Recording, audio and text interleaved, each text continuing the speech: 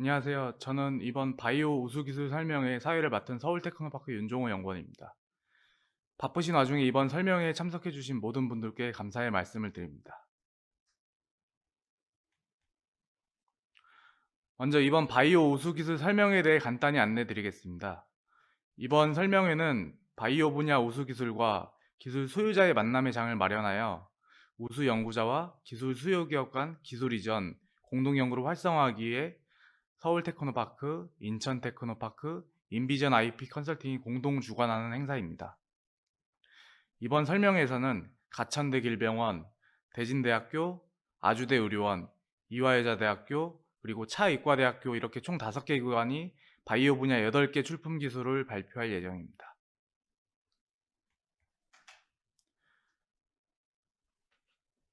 오늘 설명회 진행 순서를 말씀드리겠습니다. 첫 번째로 서울테크노파크 기관 소개와 서울테크노파크 기술 이전 지원 사업을 말씀드릴 예정이며 그 이후 바이오 분야 8개 출품 기술을 소개해 드릴 예정입니다. 그럼 서울테크노파크에 대한 소개를 드리겠습니다. 서울테크노파크는 산학연관 선도 모델 구축, 그리고 첨단 산업의 국제 경쟁력 강화, 강남북 균형 발전을 도모를 목적으로 지난 2005년 설립되었으며 서울 지역 기술 기반 기업 육성을 위해 지역 경제 활성화와 일자리 창출을 위해 다양한 노력을 하고 있습니다. 서울 테크노파크의 주요 기능으로는 다양한 지원 프로그램을 통한 기업 지원, 산학 연관 네트워킹, 기술 분야별 인력 양성, 그리고 단계별 지원을 통한 창업 보육, 또 보유 장비를 활용한 R&D 지원 등이 있습니다. 서울 테크노파크의 주요 시설로는 서울 테크노파크 본부 사무실과 입주 기업이 함께 상주하고 있는 연구 본부동, 그리고 3개의 지역 메이커 스페이스 센터, 또 자체 반도체 생산이 가능한 팹 시설을 운영하고 있습니다. 앞에서 말씀드린 대로 오늘 설명회의 목적 중 하나는 기술 이전 활성화인데요. 기술 이전을 잘 알고 계시는 분들도 계시겠지만 기술 이전의 개념 자체를 생소하게 여기시는 분들도 있을 것 같아서 먼저 기술 이전의 기본적인 개념을 가볍게 짚고 넘어가고자 합니다. 일단 기술 이전이란 무엇일까요?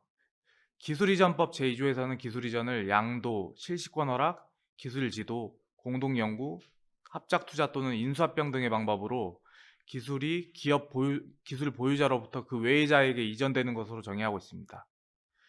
기술 이전법에서 말하는 매매는 말 그대로 기술 도입자가 기술 공급자에게 일정 대가를 지불하고 기술을 양도하는 것을 말합니다. 실시권은 해당 특허의 소유권 자체를 사오는 것은 아니지만 일정 기간 동안 계약 내용 범위 내에서 사용할 수 있는 권리를 말합니다. 실시권에는 전용 실시권, 통상 실시권 2가지 종류가 있는데 전용 실시권은 일정 범위 내에서 타인의 특허 발명을 독점적으로 실시하는 권리이고 전용 실시권이 설정된 범위 내에서는 특허의 소유자도 전용 실시권자의 허락 없이는 특허를 실시할 수 없습니다. 또 통상 실시권은 전용 실시권과는 달리 특허 기술을 비독점적으로 사용할 수 있는 권리를 뜻합니다. 이에 따라 특허권자는 통상 실시권을 누군가에게 부여했어도 제3의 수요자에게 별도의 통상 실시권을 허용할 수도 있습니다. 매매와 실시권 허여가 기술 이전의 대표적인 2가지 유형이며 이외에 기술 지도, 인수합병, 공동연구, 합작 투자도 기술 이전의 유형에 속합니다. 기술 이전의 목적은 다양하지만 크게 기술 이전을 통한 기술력 확보, 기업의 경쟁력 강화, 신규 자금 확보가 기술 이전의 주요한 목적이라고 볼 수 있습니다. 이러한 기술 이전의 주요한 장점으로는 기업 자체 연구 개발과 비교했을 때 비교적 단기간에 기술력 확보가 가능하다는 점과 기술 이전을 매개로 우수 연구진과의 공동 연구가 가능하다는 점, 그리고 날로 점증하는 기술 경쟁 시장에서 비교 우위를 선점할 수 있다는 것에 있습니다. 그럼 저희 서울테크노파크의 기술 이전 업무 프로세스를 설명드리겠습니다. 서울테크노파크는 기술 이전에 첫 단출할 수 있는 기술 이전 수요 기술과 공급 기술을 발굴하기 위해 서울 지역 내 기술 수요 기업과 공급 기관의 데이터를 지속적으로 쌓아나가고 있습니다. 이번 바이오 우수기술 설명회에 유사한 기술 설명회, 기술 교류회를 정기적으로 개최해서 신규 수요 기업과 공급 기술을 축적하고 있으며 지원 사업을 통해서도 수요 공급 기술 발굴을 진행하고 있습니다. 기술 이전은 무엇보다 네트워크가 중요하기 때문에 네트워크 강화 구축에도 최선을 다하고 있습니다. 이를 위해 대학, 정부출연연구소, 기술이전 전담 조직과의 협력관계 구축뿐 아니라 기술이전 사업화 분야 전문가 그리고 전문기관 네트워크를 구축하였습니다. 이를 통해 지역 기술사업화 협의체 구축을 통해 지역의 기술 경쟁력 강화에 기여하고 있습니다. 이러한 일련의 활동을 통해 발굴된 수요기술과 긴밀하게 형성되는 네트워크를 통해 진행되는 기술 이전을 활성화하기 위해 수요 맞춤형 기술 연계의 강화, 기술 마케팅 활성화로 기술의 접근성을 강화하여 최종적으로는 지원 사업 연계를 통한 후속 사업화 지원까지도 중점적으로 추진하고 있습니다.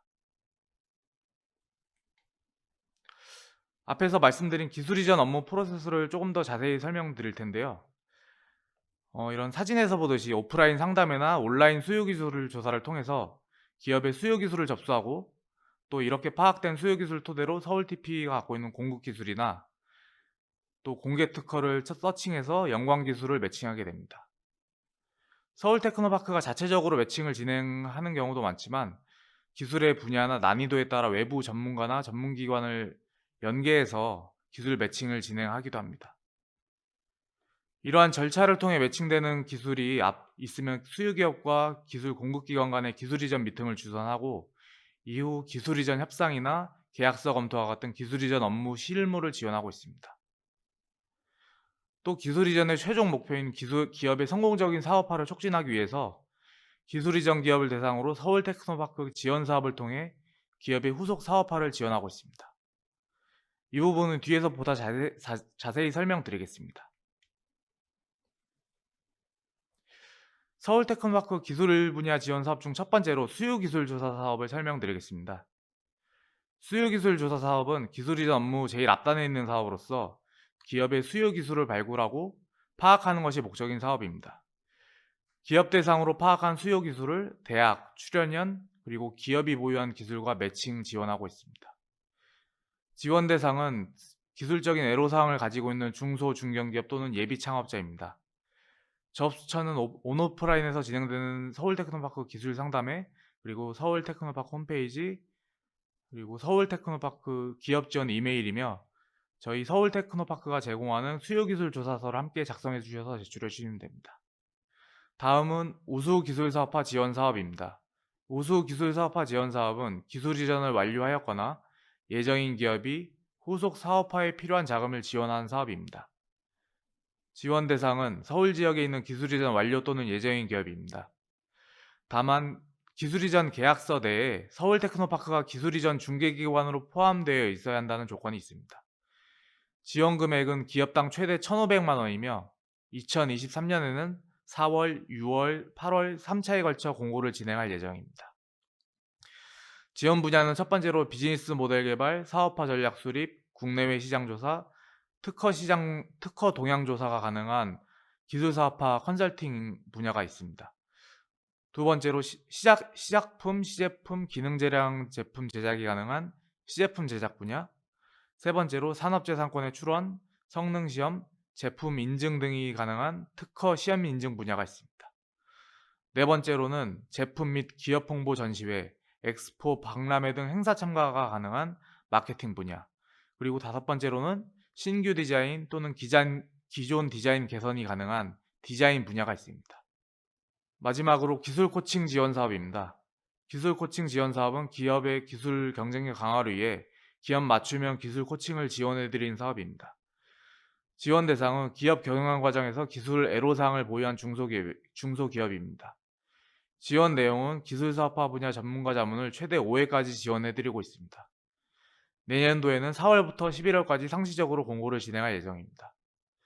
보다 구체적인 지원 내용은 기술 이전 또는 M&A, 그리고 공동연구 중개 지원, 그리고 기술거래 및 사업화 전문기관 연계, 타기관 후속 지역 사업 연계 등이 있습니다. 이상으로 이번 바이오 우수기술 설명회와 서울 테크노파크 및 그리고 지원사업 소개를 마치도록 하겠습니다. 이어서 이어지는 출품기술 발표를 계속해서 시청해 주시기 바라며 관심 가는 기술이 있으실 경우 위에 연락처로 문의 주시면 친절히 답변해 드리겠습니다. 감사합니다.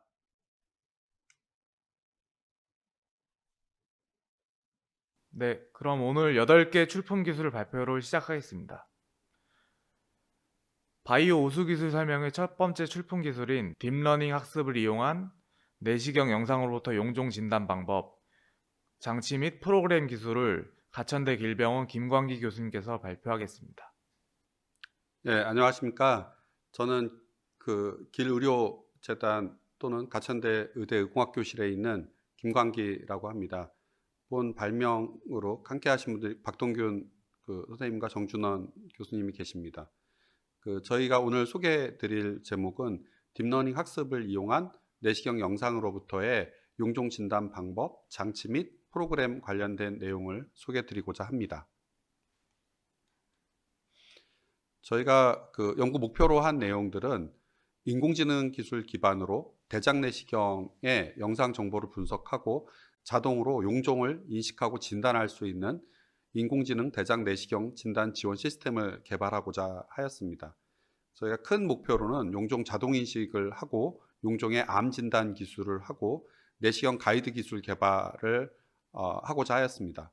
용종 자동 인식에는 저희가 실시간으로 이제 내시경을 하면서 용종을 찾아낼 수 있는 기술 또는 검출을 하고 위치도 알 수 있는 기술을 하는 게 목표고, 용종 암 진단 기술은 그러니까 용종 주변에 있는 패턴을 인식을 해서 용종의 악성이나 양성 등을 이제 확률로서 제공해 줌으로써 의료진들이 이제 그 종양에 대해서 진단을 할 수 있도록 도와주는 시스템을 개발하고자 하였습니다.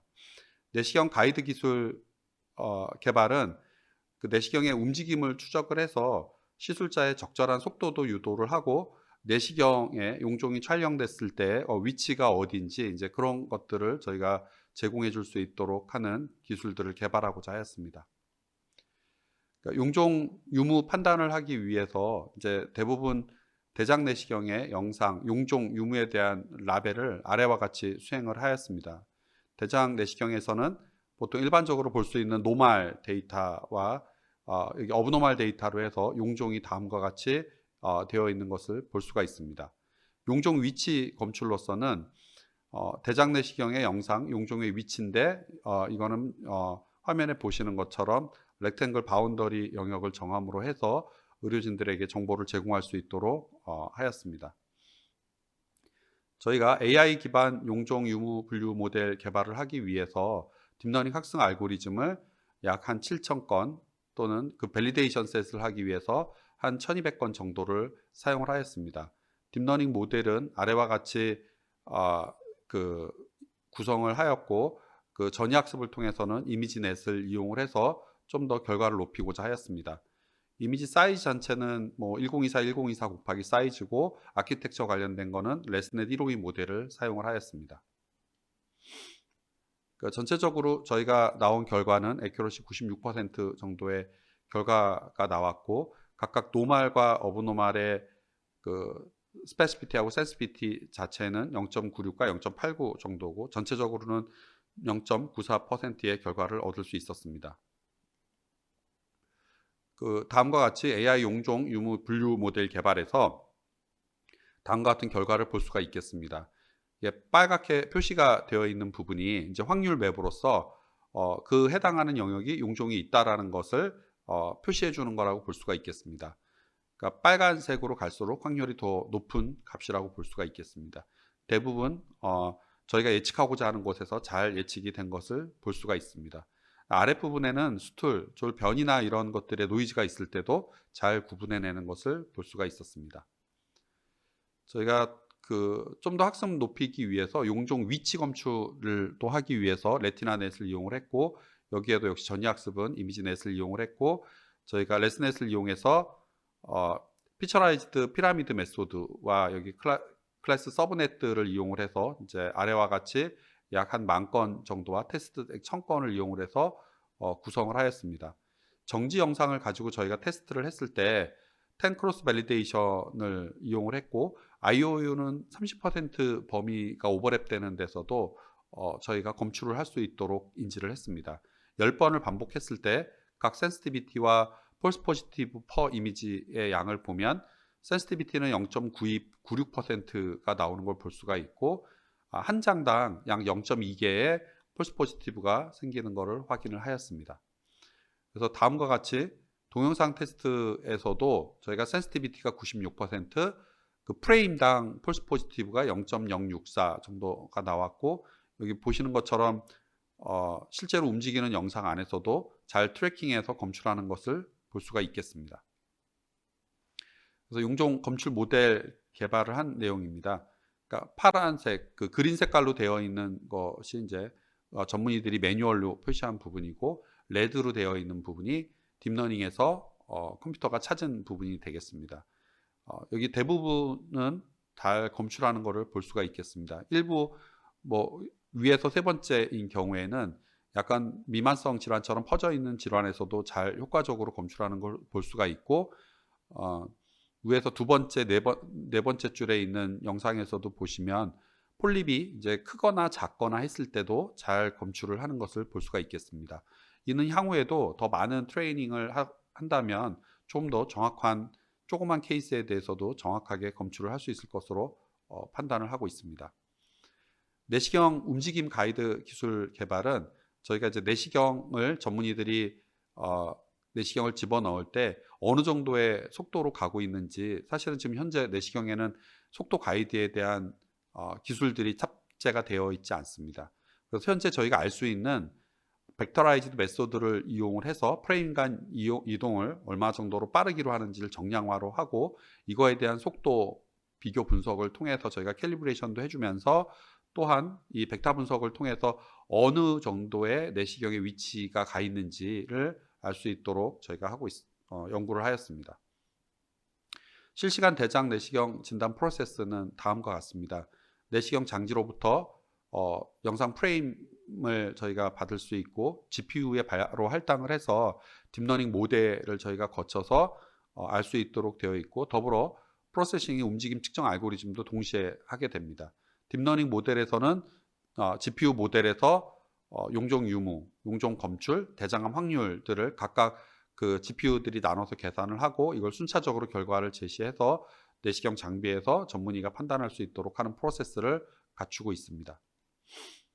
시스템 블록더입니다. 그래서 내시경 장비가 들어오면 초당 15프레임에서 추출을 하고, 영상 프레임, 이미지 변환, 이미지 네트워크, 멀티 GPU를 저희가 동시에 활용을 하고, 폴립 검출을 하고, 용종 검출, 위치 검출, 확률 계산, 그다음에 위치 프레임 표시 및 변환, 그 GUI에 표시해주는 과정을 거치고, 이거에 대한 결과를 DB에 저장할 수 있도록 하고 있습니다. 또 다른 저희가 그 영상의 검출률을 더 높게 하기 위해서 네로우 밴드 이미징을 이용을 해서 검출률을 더 높이고자 하였습니다. 다음에 보시는 것처럼 네로우 밴드 이미지, 협대역 영상 이미지를 구현함으로써 혈관이라든가 이제 용종의 검출이 조금 더 부각이 돼서 보일 수 있도록 하였습니다. 그 협대역 영상을 만들기 위해서도 저희가 레스넷 모델을 이용을 해서 하게 되고, 인공지능 플로우 차트는 다음과 같습니다. 협대역 영상 내시경은 들어오는 칼라 이미지를 저희가 각 필터, 그 RGB 영상 영역으로 해서 이제 구분을 하고, 그 들어오는 빛의 영향을 받아서 그 반사빛으로 나오는 그 영역대를 저희가 나누어서 받는 형태입니다. 그래서 415 나노미터와 540 나노미터에 대한 영상으로 해서 저희가 결과들을 받아서 좀 더 화면에 저희가 혈관이라든가 용종이 잘 보일 수 있도록 하는 알고리즘을 사용을 하고 있습니다. 그래서 다음과 같이 네로밴드를 이용을 하면 다음과 같은 결과들을 볼 수가 있겠습니다. 결과 데이터입니다. 그래서 저희가 이렇게 해서 이용한 게 9,000건과 테스트 1,000건들을 이용을 했고, 여기에 96%와 폴스 포지티브 이미지가 0.1개 정도가 되는 것을 볼 수가 있습니다. 저희가 이때 결과를 낸 거가 IO에서 20% 오버랩 되는 결과와 probability 0.1 이상을 추출을 하였습니다. 자, 결과 이미지입니다. 다음과 같이 실시간 동영상에서도 이 각 용종들에 대해서 잘 검출을 하고 있는 것을 볼 수가 있습니다. 그러니까 그린 색깔이 전문의들이 표시한 매뉴얼 ROI고, 레드가 컴퓨터가 찾아낸 영역이 되겠습니다. 그래서 이 다음과 같이 결론적으로 저희가 지금 몇 가지 알고리즘을 개선함으로써 이제 용종의 검출을 잘 찾을 수 있도록 했고, 미만성 질환인 경우에도 일부 잘 검출이 될 수 있도록 했습니다. 그러나 이제 좀 더 LIU를 더 줄이고 이제 의료진들이 실제 그 필드에서 사용하기 위해서 좀 더 많은 케이스에 적용을 한다면 보다 작은 사이즈와 또는 시간 차이에 따른 그 위치 검출의 오류들을 많이 줄일 수 있을 것으로 판단합니다. 예, 다음과 같이 발표를 마치도록 하겠습니다. 예, 감사합니다. 네, 발표 감사합니다. 이어서 차의과학대학 백광현 교수님께서 반복 유산 진단 기술을 발표하겠습니다. 안녕하십니까. 차의과학대학교 분당차병원 백광현 교수입니다. 지난 수년간 대두되어 왔던 국가 차원에서의 저출산은 경제활동 인구의 감소를 초래하여 향후 국가 경제에 큰 부담이 될 것으로 생각됩니다. 저출산의 원인이 물론 다양하지만 저희 연구실에서는 그 중에서도 생식질환 중의 하나인 반복유산 질환을 조기에 진단하고 예방과 치료를 할 수 있는 방법을 모색하기 위해 지난 23년 동안 반복유산에 대한 연구를 지속적으로 진행해 왔습니다. 오늘의 발표 순서입니다.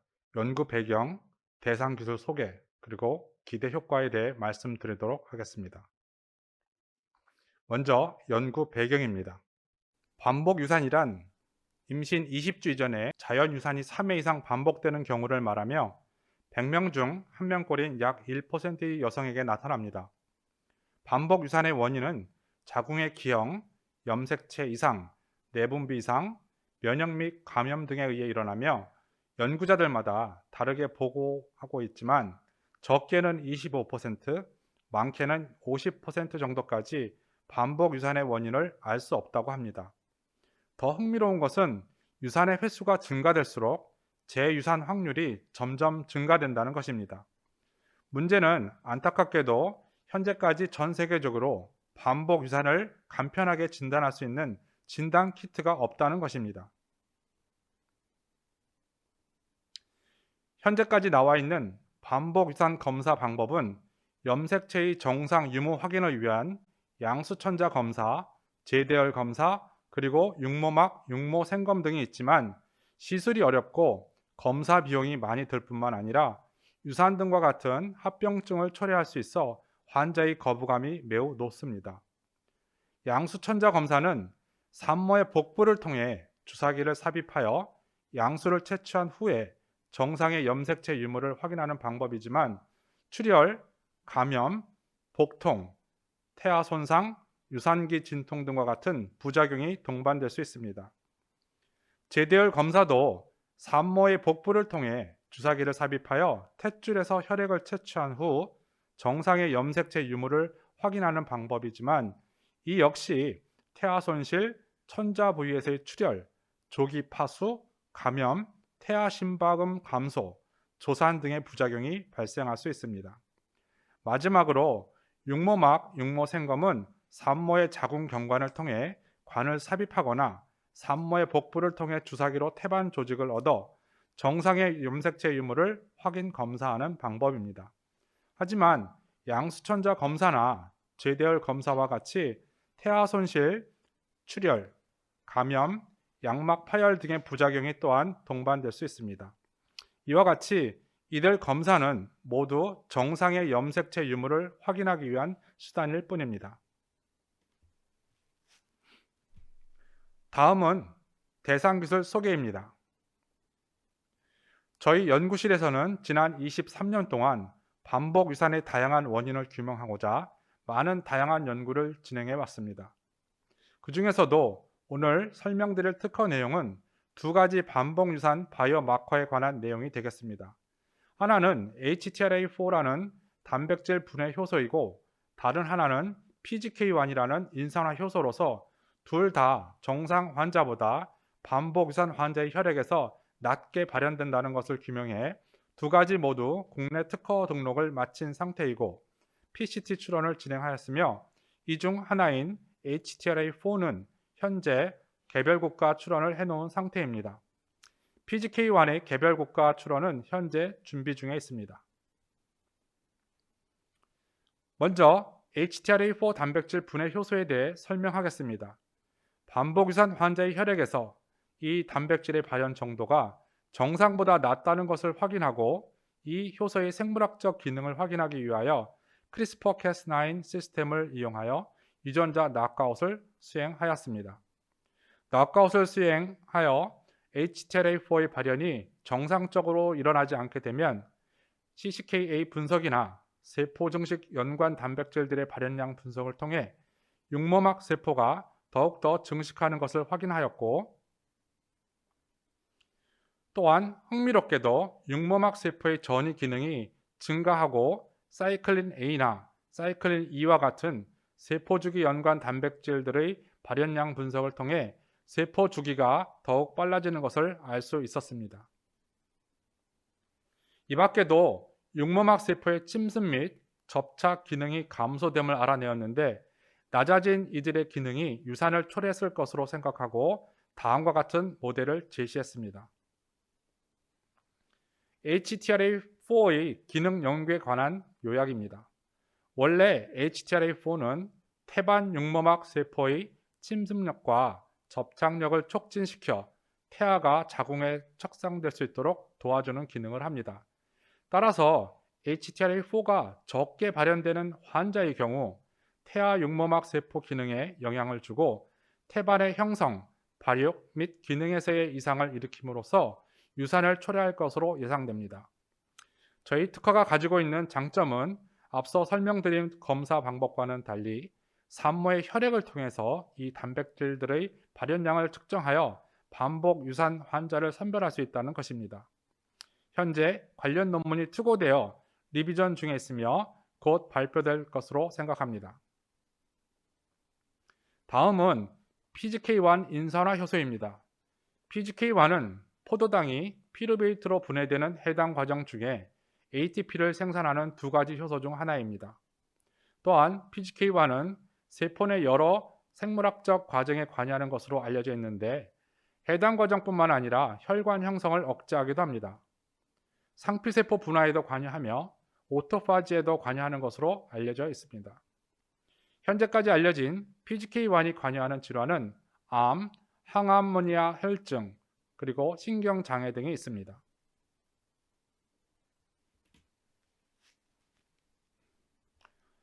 PGK1의 발견은 사실 또 다른 반복유산 바이오마커인 ITH4 효소의 기질 단백질을 찾는 과정에서 발견되었습니다. ITH4가 반복 유산을 일으키는 면역학적 발병 원인으로 생각되며 반복 유산 바이오마커로 사용할 수 있기 때문에 이에 결합하는 단백질 또한 반복 유산과 밀접하게 연관되어 있을 것으로 생각하였습니다. 면역 침강법을 이용하여 ITH4와 결합하는 단백질을 확인하였으며, 대조군에 비해 발현의 차이를 보이는 빨간 박스 내 단백질들을 말디토 분석을 통해 알아내었습니다. 여러 후보 단백질 중에서 혈액 내에 발현하는 단백질들만을 선별한 뒤 확인해 보았고, 흥미롭게도 PGK1이 반복유산 환자의 혈액에서 정상군에 비해 낮게 발현되는 것을 확인하였습니다. 방금 설명드린 결과를 토대로 저희는 다음과 같은 모델을 제시했습니다. 오른쪽의 그림을 보시면 1번 경로가 진행되는 과정에서 PGK1의 활성이 낮아지면 IL-6 사이토카인의 발현을 증가시키고 하위 신호전달 체계인 JAK2 신호 전달 경로를 활성화시킵니다. 이렇게 활성화된 JAK2 신호 전달 경로는 TNF-알파와 같은 사이토카인의 발현을 증가시켜 염증 반응을 유도하게 됩니다. 2번 경로를 통해서는 PGK1의 활성이 낮아지면 저희가 이전에 찾은 또 다른 반복유산 바이오마커인 캘리클라인 B1과 ITH4 간의 결합을 증가시켜 ITH4의 절단을 유도하게 됩니다. 기존에 알려진 바에 따르면 캘리클라인 B1 단백질 분해 효소는 ITH4 단백질들을 절단시킵니다. 절단된 ITH4는 또다시 IL-6 사이토카인의 발현을 증가시키게 됨으로써 염증 반응을 유도하여 반복 유산이 일어난다는 것이 저희가 설정한 모델이 되겠습니다. 특허 현황입니다. 앞서 말씀드린 대로 두 개의 특허가 작년에 등록되었으며 PCT 출원도 진행하였습니다. 이 중 HTLA4 특허는 개별 국가 출원을 마친 상태이고 PGK-1은 말씀드린 대로 현재 진행 중에 있습니다. 다음은 기대 효과입니다. 반복 유사한 환자군을 스크린하기 위해서는 대상을 잘 설정해야 됩니다. 먼저 1차 타겟 환자군은 35세 이상의 고령 임산부입니다. 한국 여성의 초원 평균 연령이 높아지면서 고령 임신과 출산 비중이 늘어났기 때문입니다. 지금까지 알려진 것처럼 고령 임산부를 선정한 것은 나이가 들수록 유산의 확률이 점차적으로 증가되기 때문입니다.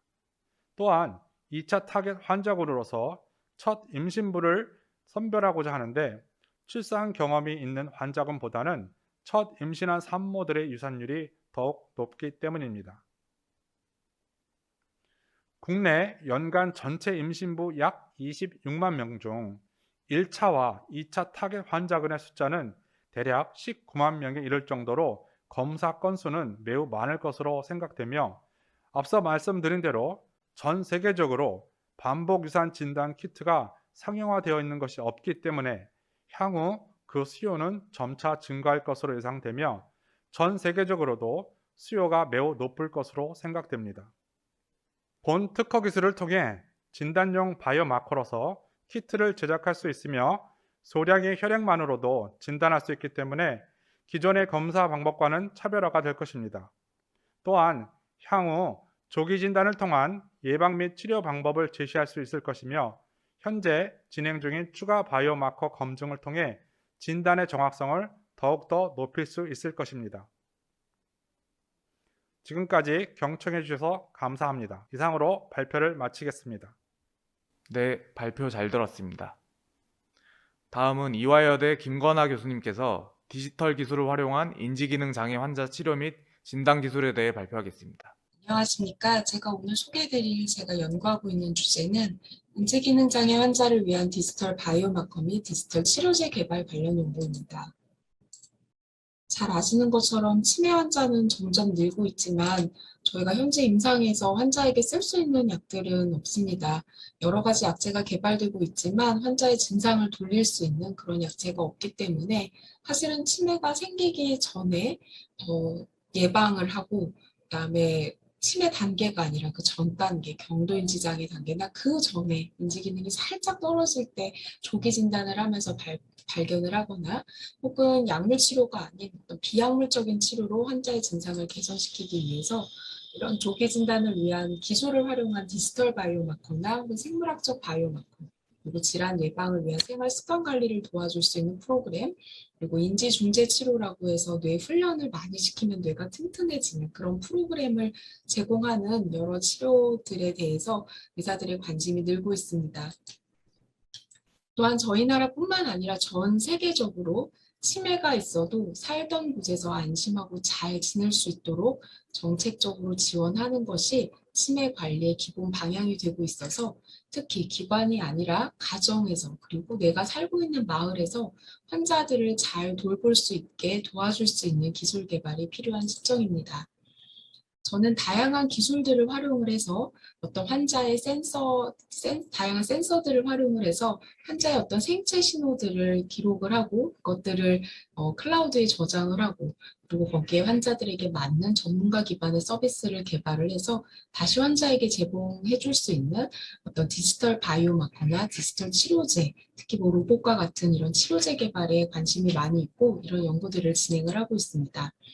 실례로 저희가 환자의 표정이라던가 어떤 상반신의 움직임, 표정 변화, 눈 맞춤, 대화량 등을 수출을 하고 또 환자의 활동량, 수면과 활동량 등을 이런 삐삐과 같은 데이터를 얻어서 정상인지 우울인지 불안인지를 감별하는 그런 디지털 바이오마커 개발을 해왔었고요. 그 외에도 핸드폰을 활용을 해서 어떤 환자의 음성적인 특징, 그 다음에 시선 추적 과제에서 어떤 시선 추적의 변화 등을 활용을 해서 인지 기능이 조기에 나빠지는지, 그리고 가정에서 환자의 인지 기능이 좋아지는지 나빠지는지를 모니터링할 수 있는 디지털 바이오마커 개발 연구를 진행을 하고 있습니다. 뿐만 아니라 이렇게 진행된 사람들이 사실은 병원에 오시기 전에 혹은 병원에 와서도 집에서도 이런 뇌 훈련을 할 수 있는 인지중지 치료를 할 수 있는 프로그램들을 로봇을 활용을 한다거나 혹은 핸드폰, 챗봇과 같은 프로그램들을 활용을 해서 다양한 뇌를 같이 훈련시킬 수 있는 프로그램 개발들을 주로 하고 있고요. 이런 프로그램들이 의학적으로 환자들에게 도움이 되는지 입증하는 연구들을 진행을 하고 있습니다. 실례로 이것은 저희가 개발한 로봇 프로그램이 정상인 환자들을 대상으로 했을 때 뇌에 구조적인 변화가 있는지를 본 연구였고요. 3개월 동안 저희가 개발한 로봇 프로그램들을 사용하게 하고 3개월 사이에 대뇌 피질의 두께가 얇아지면 이렇게 파란색으로 표시를 했고 빨간색은 피질 두께가 이렇게 두꺼워졌을 때 표시를 했습니다.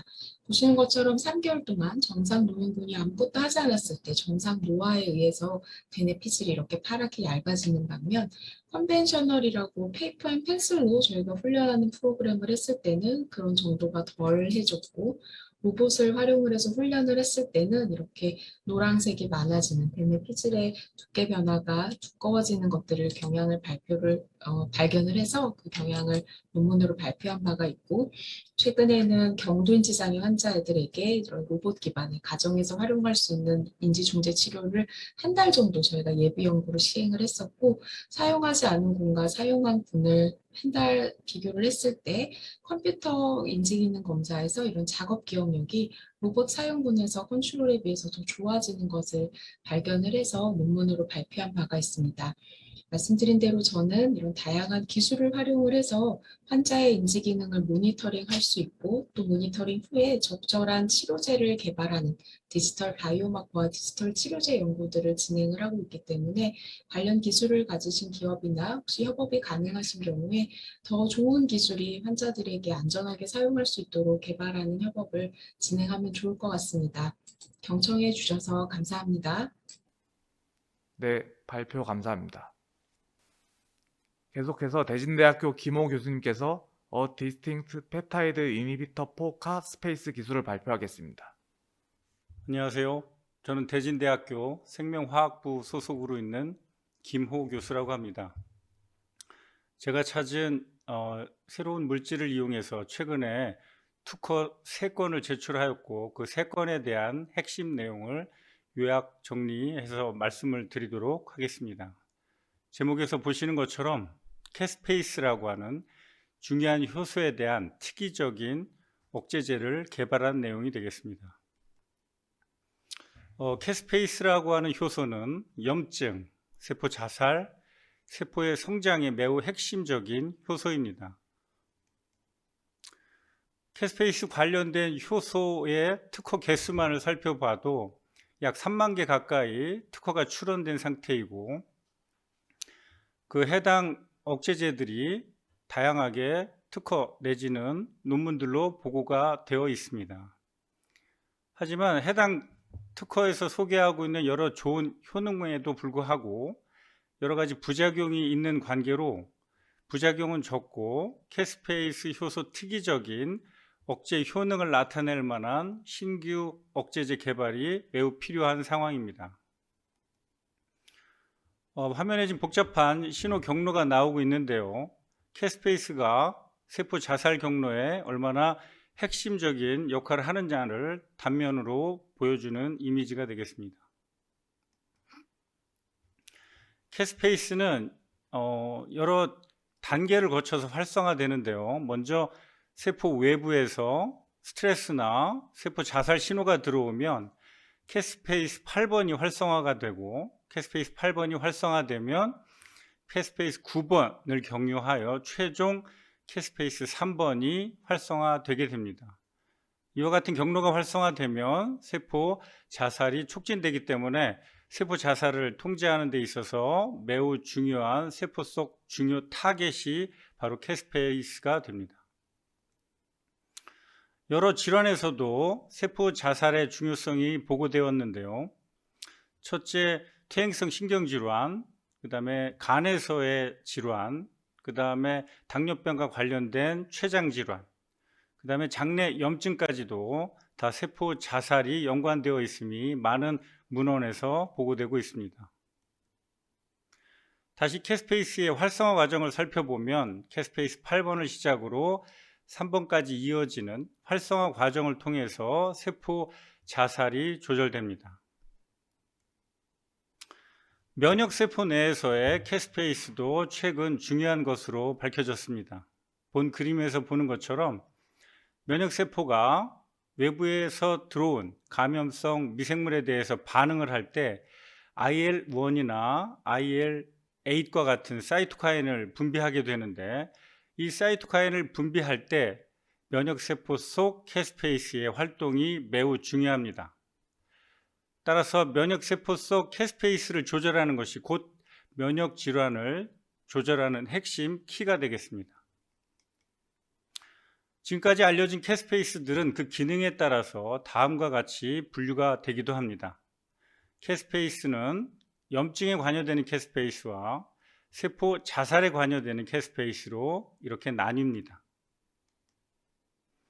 저는 지금까지 그림에서 보이는 다양한 곤충으로부터 활성 물질을 분리하고 그 물질의 의학적 적용에 대한 연구를 수년 동안 진행해 왔습니다. 특히 최근에 분리한 컴파운드 10이라고 하는 물질은 애기뿔 소똥구리에서 분리하였습니다.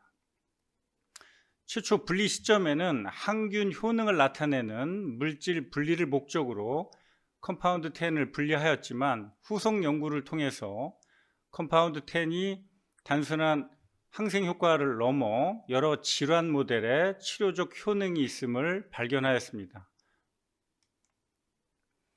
곤충의 중요성은 최근 많이 발표되고 있는 특허의 개수만 보아도 알 수 있습니다. 새로운 활성 물질 발굴을 위한 중요 대상으로 곤충이 많이 고려되고 있습니다. 구체적으로 제가 찾은 캐스페이스 특이적 억제 약물의 장점에 대해서 설명드리도록 하겠습니다. 이 그림은 세포에 컴파운드 10이라고 하는 애기뿔 소똥구리 추출 펩타이드를 처리하고 그 다음에 캐스페이스들의 변화를 관찰한 실험입니다. A번 그림을 보시면 컴파운드 10을 처리하였을 때 세포 속에 있는 캐스페이스 3번부터 8번까지 그 분자량이 커지면서 전기용동을 실시하였을 때 이동이 지체되는 그림을 보여주고 있습니다. 상기 결과는 시간에 따라서 처치한 결과에서도 동일하게 보존되어 나타납니다. 전기용동을 걸어주었을 때 캐스페이스들이 이동이 지연이 된다는 것은 곤충 펩타이드인 컴파운드 10이 세포 속으로 진입하여 캐스페이스와 직접적으로 결합하고 그래서 늘어난 분자량의 증가로 전기용동상의 지연이 발생되었다라고 해석하시면 되겠습니다. 하지만 우측에 보이는 것처럼 아무 물질과 마구 결합하는 것이 아니라 칼페인이나 H덱과 같은 물질과는 결합하지 않습니다. 지연되는 이미지가 관찰되지 않은 것으로 판단할 수 있습니다. 다음은 여러 종류의 세포주에 컴파운드 10을 처리한 다음에 캐스페이스가 분자량이 증가하고 이동이 달라지는 패턴을 여러 세포들을 통해서 확인한 결과입니다. 많은 사람 세포에서 캐스페이스와 곤충 펩타이드인 컴파운드 10이 결합함을 확인할 수 있습니다. 그 다음에 세포에 직접 처리하는 것이 아니라 세포를 파괴하여 단백질을 용출시키고 거기에 컴파운드 10을 처리하여 결합력을 증가시켜보는 실험을 수행한 결과입니다. 보시는 그림에서처럼 대조군에 비해 컴파운드를 처리한 조건에서는 캐스페이스 단백질의 전기 영동상의 이동이 훨씬 지연되어 있음을 보여줍니다. 이 결과는 바로 컴파운드 10이 캐스페이스와 결합한다는 것을 증명합니다. 하지만 염증에 관여된다고 알려져 있는 캐스페이스들과의 결합은 상대적으로 관찰이 되지 않았습니다. 이상의 실험 결과는 세포에서 확인한 결과이기 때문에 다음엔 비커에 컴파운드 10과 제조합 기술로 생산한 캐스페이스 3 또는 6라는 단백질을 직접 혼합하여 직접적으로 결합하는지를 확인하는 실험을 수행하였습니다. 본 그림의 하단에서 관찰하듯이 컴파운드 10의 농도를 점점 올려주면 캐스페이스 3번과 캐스페이스 6번의 이동이 달라짐을 확인할 수 있습니다. 직접적인 결합을 의미합니다. 다음으로 컴파운드 10은 아미노산 9개로 구성되기 때문에 9개 아미노산 중에 시스테인을 세린으로 바꿔준 후 결합 여부의 변화를 확인한 것입니다. 재미있게도 캐스페이스 3번과 6번 모두 컴파운드 10 펩타이드의 시스테인을 다른 것으로 바꿔주었을 때 결합력이 감소함을 확인합니다. 시스테인이 두 물질의 결합의 핵심 역할을 한다는 것을 보여주는 결과입니다. 두 분자 사이의 직접적인 결합을 증명하는 핵심적인 실험 방법이 바로 SPR 실험 방법입니다. 그래서 SPR 실험 방법으로 두 분자 간의 상호 결합을 재증명해 보았습니다. 딱딱한 판 위에 캐스페이스를 붙여준 후 흐르는 물 위에 컴파운드 10을 흘려줍니다. 이렇게 해서 흘러가는 과정 중에 있는 컴파운드 10이 캐스페이스와 얼마나 결합하는지를 측정하는 실험이 되겠습니다. 하단에 있는 결과처럼 컴파운드 10은 캐스페이스 분자와 결합을 매우 잘함을 확인하였습니다. 캐스페이스 6 역시 컴파운드 10과 결합함을 확인하였습니다. 하지만 시스테인을 다른 아미노산으로 바꿔줬을 경우에 이 결합이 현저하게 감소되는 결과를 보여줍니다. 앞서 결과와 마찬가지로 시스테인이 두 분자 사이의 결합의 핵심임을 보여주는 이미지입니다. 다음으로 캐스페이스 3가 활성화되기 위해서는 캐스페이스 9이 절단을 해 주어야 캐스페이스 3는 활성화가 됩니다. 그럼 실제 컴파운드 10이 캐스페이스 3에 결합을 했을 때 9에 의한 절단이 감소되지 않을까 하는 의문을 가지고 본 실험을 수행하였습니다. 우측에 있는 결과의 그림처럼 컴파운드 10과 캐스페이스 3 또는 3을 결합시켰을 때 캐스페이스 9에 의해서 절단이 차단됨을 확인하였습니다. 즉 캐스페이스 9에 의해서 캐스페이스 3번이 절단되는 중요한 활성화 경로를 컴파운드 10이 차단함을 보여줍니다. 하지만 이미 절단되어 있는 캐스페이스 3번과 6번의 경우에는 컴파운드 10이 크게 영향을 미치지 못함을 보여주는 결과입니다. 즉 아직 불활성 단계에 있는 캐스페이스 3번과 6번에 곤충으로부터 분리한 컴파운드 10이 결합을 할 경우에 상위 캐스페이지에 의해서 절단되고 그 이후에 활성화되는 경로가 차단된다는 의미입니다. 다음으로 저는 실제 그럼 이와 같은 직접적인 결합 결과가 질환 모델에서도 최종적으로 치료적 효과가 있는지 확인하는 실험을 진행하고자 했습니다. 이 그림은 장염 모델입니다. 장내에는 병을 일으키는 병원성 미생물이 감염이 됐을 때 병원성 미생물이 분비하는 톡신이라고 하는 독성 물질에 의해서 장내 상피세포가 파괴되고 그래서 장벽이 무너질 경우 장내 염증이 발생되는 모식도입니다. 그러니까 세균이 분비하는 톡신 단백질에 의해서 장 안쪽 벽이 파괴되고 그로 인해서 장염이 유발된다라고 하는 이 모델에 곤충으로부터 분리한 펩타이드를 처리하고 그 치료적 효능이 있는지 확인해 보는 실험을 수행하였습니다. 자, 왼쪽 그림은 인간 대장 상피세포에 세균의 톡신을 처리했을 때와 톡신과 곤충 펩타이드인 컴파운드 10을 혼합 처리했을 때의 비교 실험 결과입니다. 보시는 것처럼 세균 톡신을 처리하면 대장 상피세포의 자살이 나타납니다. 캐스페이스 3번과 6번의 활성화를 볼 수 있습니다. 하지만 컴파운드 10을 동시에 처치하였을 경우 캐스페이스의 활성화가 나타나지 않고 더불어 세포 자살도 현저하게 감소됨을 확인할 수 있습니다. 세포 실험을 넘어서 이제 생쥐에 세균 톡신을 주입하고 장염을 유발시킨 조건에서도 곤충 펩타이드인 컴파운드 10의 억제 효능을 실험하였습니다. 간단히 설명드리면 세균 톡신을 생쥐의 장에 넣어주면 A번 그림처럼 자살과 하단에 염증이 유발됩니다.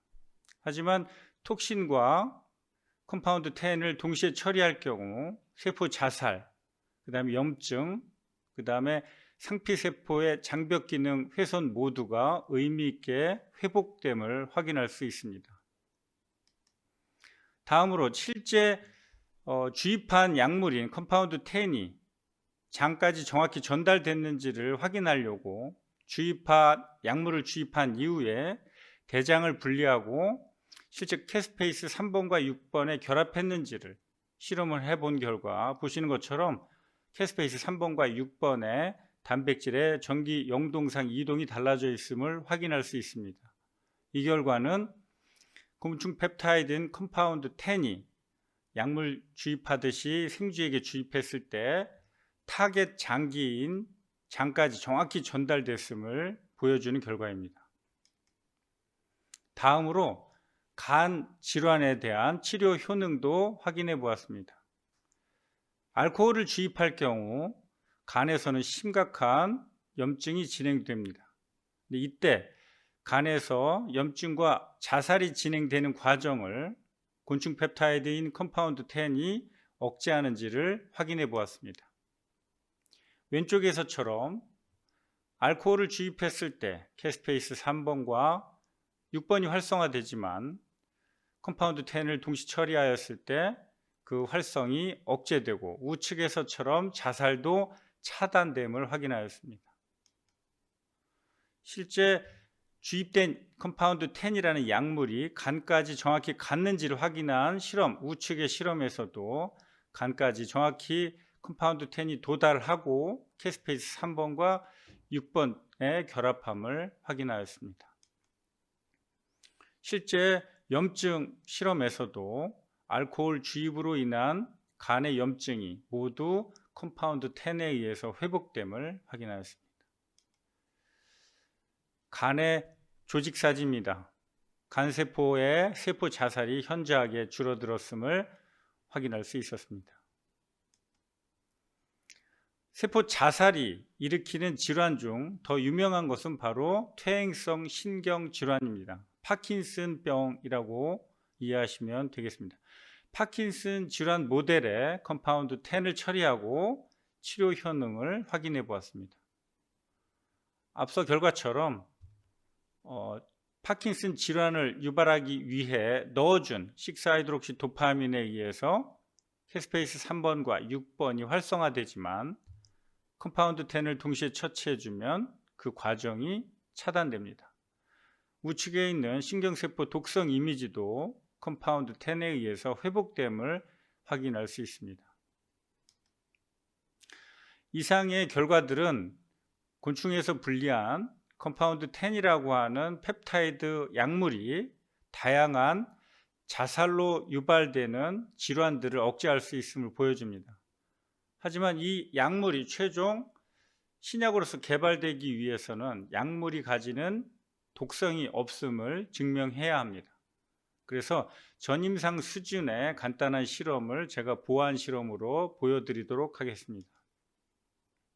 생쥐에게 곤충으로부터 분리한 항균 펩타이드인 컴파운드 10을 주입하고 2주 후에 몸무게 변화, 먹이 섭취량의 변화, 간, 콩팥, 여러 장기들의 변화, 염증 여부, 종양 형성 여부를 확인했습니다. 그 결과 몸무게 변화, 먹이 섭취량의 변화, 간 기능의 변화, 콩팥 기능의 변화 모두 없는 것이 확인되었습니다. 이것은 컴파운드 10이 치료적 효능은 있고 인체에 대한 독성이 거의 없음을 보여준다 하겠습니다. 다음으로는 컴파운드 10을 30mg/kg이라는 고농도로 생쥐에게 주입한 후 독성을 평가해 보았습니다.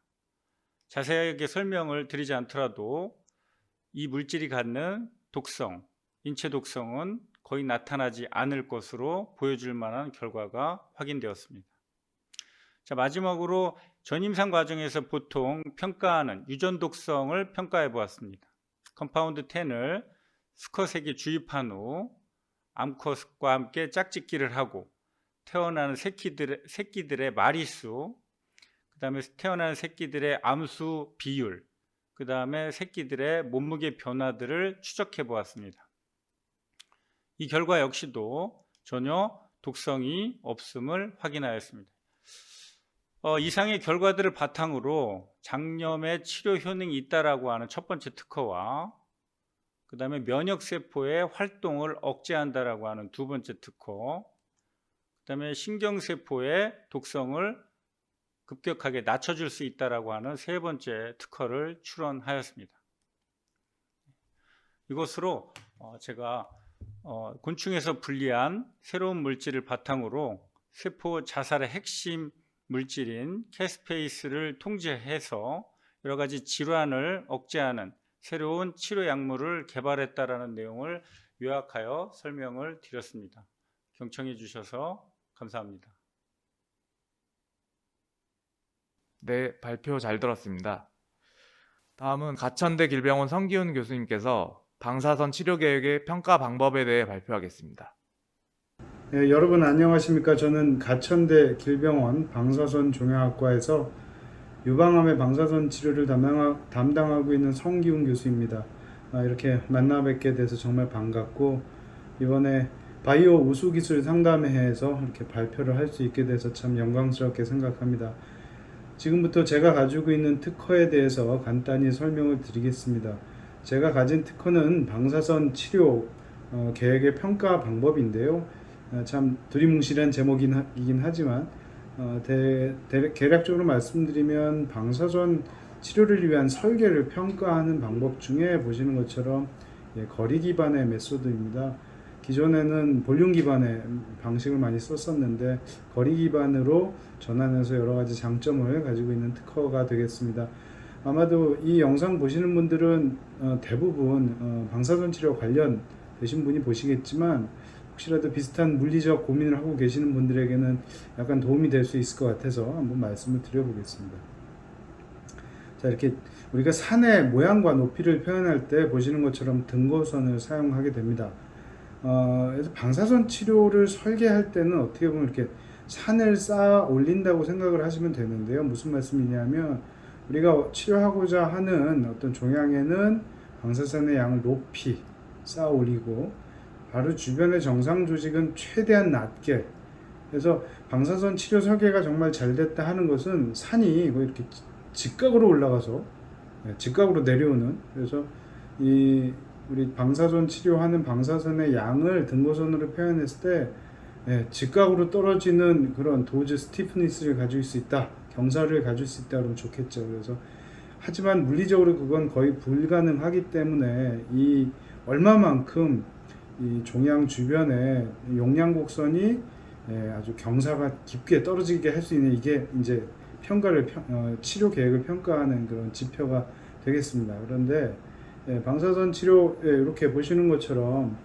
치료 계획을 해가지고 분포를 등고선처럼 나타내 봤을 때 지금 보시는 이 두 가지 산 중에 어떤 게 더 이렇게 경사도가 높다, 이게 판단이 되십니까? 용량, 그러니까 최고 용량 같은 경우는 보시는 것처럼 산의 높이는 정확한 지표로 판단을 할 수 있지만, 이런 불규칙한 곡선으로 이루어진 이런 등고선의 기울기, 용량 기울기를 판단하기는 정량적으로 판단하기 힘듭니다. 그래서 이것을 이 두 가지 산 중에 어떤 게 더 가파르냐 라고 물었을 때 정량적으로 판단할 수 있게 하는 것이 이번 특허의 아이디어가 되겠습니다. 자, 그러기도 하고, 지금까지 방사선 치료 계획을 평가할 때는 지금 보시는 것처럼 이렇게 비금친 영역에 어떤 방사선을 이렇게 점선으로 표현했다. 그럼 이만큼 불필요하게 들어가는 부분이 생기기 때문에 볼륨과 모양에 따라서 방사선이 얼만큼 매치되게 들어가느냐라는 여러 가지 평가하는 지표들이 있었는데 이런 것들이 다 볼륨 베이스입니다. 그러니까 최적을 중심으로 하기 때문에 얼마만큼 모양과 최적을 잘 맞추느냐 이런 문제로만 고민이 있었고요. 예. 그런데 이 문제점을 보시면 어떤 타겟이 있고 만약에 우리가 요거가 딱 1mm 정도 넓게 분포가 됐다 그러면 이 차이점을 어떻게 계산하느냐 하면은 기존의 볼륨 베이스로 나타낼 경우에는 작던 크건 정확히 1mm만큼의 차이를 보이지만 볼륨이 작을수록 지표는 더 크게 표현이 됩니다. 그래서 볼륨이 커질수록 1mm에 가깝게 정확하게 계산이 되지만 볼륨이 작으면 동일한 1mm 간격의 오차도 더 크게 표현되는 이런 단점이 있기 때문에 제가 서두에 말씀드린 대로 거리 기반의 어떤 지표가 필요하겠다 이런 생각을 하게 된 것이죠. 제가 이런 아이디어를 얻게 된 계기가 된 논문이 어떤 이런 지표를 볼륨 베이스드한 그런 지표를 좀 아이디어를 좀 바꿔가지고 그런 평가하는 어떤 다른 논문이 있었는데 지금 우리가 치료하고자 하는 용량이 이렇고 방사선 설계를 했더니 이런 식으로 도주 분포가 나왔다. 이랬을 때 이 차이를 거리로 평균 거리로 표현한 수식을 보면은 이 오른쪽이 요 타겟에 커버되지 않는 이 부분의 볼륨이고 이쪽이 파란색 그냥 타겟을 커버하지 않는 볼륨이죠. 그래서 볼륨의 차이 그것을 각각 그 서피스 에어리아의 차이로 나는 그렇게 표현한 CDI라는 지수를 발표한 논문을 보고 사실은 아이디어를 좀 얻게 됐습니다. 그랬을 때 지금 기존에 동일한 1mm 차이의 그런 그 오차를 볼륨 베이스로 했더니 작았을 때는 2.77까지 오히려 더 크게 나왔던 것이 전부 다 동일하게 거의 1mm 수준으로 이렇게 동일한 지표로 좀 정확하게 평가할 수 있다. 그런 논문을 보고 제가 이번 아이디어를 얻었습니다.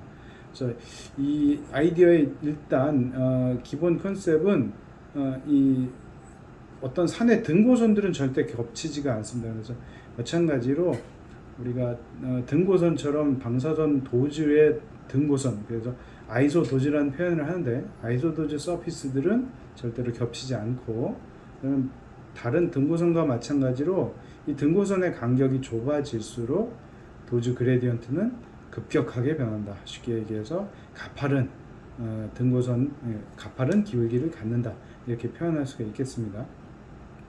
그래서 아까 그 복잡한 식이 이렇게 각 등고선이 겹쳐지지 않기 때문에 보시는 것처럼 간단하게 표현이 될 수가 있고요. 이 식은 뭐냐면 우리가 마른 목걸의 이 높이를 구하는 공식이 어떻게 되냐면 전체 에어리아에서 윗선분과 아랫선분의 평균을 나눠주면 이 평균 높이가 되겠죠. 동일합니다. 이거를 한 차원 그대로 올려주면 큰 최적에서 작은 최적을 빼주면 요 두 차이의 볼륨이 나오고 그것을 2차원적으로 한 차원 늘렸기 때문에 길이가 표면적이 되겠죠. 그래서 표면적의 평균으로 나눠주면 이 두 최적 간의 평균 거리를 산출할 수가 있겠습니다. 그렇죠? 그래서 이것을 실제 우리가 이제 적용을 해봤습니다. 그래서 일단은 제가 이제 뒤에 보겠지만 도즈 그레디언트 인덱스라고 지칭을 했고요. 이 수식을 디퍼런시에가 큐뮬레이티브가 있는데 차이는 일단 각 이렇게 등고선이 있을 때 100%에서 90% 뭐 이런 구간별로 먼저 구할 수 있는 방법을 디퍼런셜로 정의를 했고요. 그 다음에 어떤 부분에서 이렇게 쭉 합산해서 누적 DGI 이렇게 두 개를 정의를 했는데요. 지금처럼 보시면 이제 실제 데이터를 모식적으로 표현했는데 100%에서 90%의 간격이 이 정도, 그 다음 간격이 80 이렇게 이제 그렸을 때 요 그래프의 등고선의 평균 거리를 이런 식으로 그래프를 그릴 수가 있습니다. 그래서 보시면 80%대에서 가장 급격한 도주 구배를 나타낸다 이렇게 볼 수가 있고요. 이것을 100%부터 만약에 누적을 해버리면 이런 식으로 100%에서 우리가 보면 만약에 쭉 100%에서 어느 40%까지는 얼마나 거리가 떨어져 있냐 이런 식으로 볼 수 있는 이런 누적 DJI가 되겠습니다. 그래서 요거를 그린 것을 이 각 지수를 구한 것을 DJI로 하고 그것을 그래프로 그린 것을 도지 그레디언트 커브 그래서 DGC라고 표현했고 각각 디퍼런셜과 큐뮬레이티브 이런 식으로 각각 볼 수가 있게 되겠습니다. 그래서 뭐 이제 여러 가지 메소돌로지를 가지고 이제 구현을 해냈고요. 요거는 실제로 저희가 3cm 크기의 조용량을 실제로 이렇게 치료 설계를 했을 때 실제 구한 그래프이고요. 디퍼런셜, 큐뮬레이티브 이렇게 그려봤습니다. 그래서 실제로 적용할 때는 만약에 100% 우리 도주가 원하는 100%에서 50%까지 떨어지는데 한 6mm 정도 되는구나 이런 바로 이렇게 직관적으로 볼 수 있는 그런 그래프가 되겠습니다. 자, 그래서 이걸 어떻게 응용할 수가 있느냐? 여기서부터는 사실 방사선 종양, 방사선 치료를 해보신 분들 그리고 관여하신 분들이 이제 이해하실 수 있는 부분이 되겠는데요.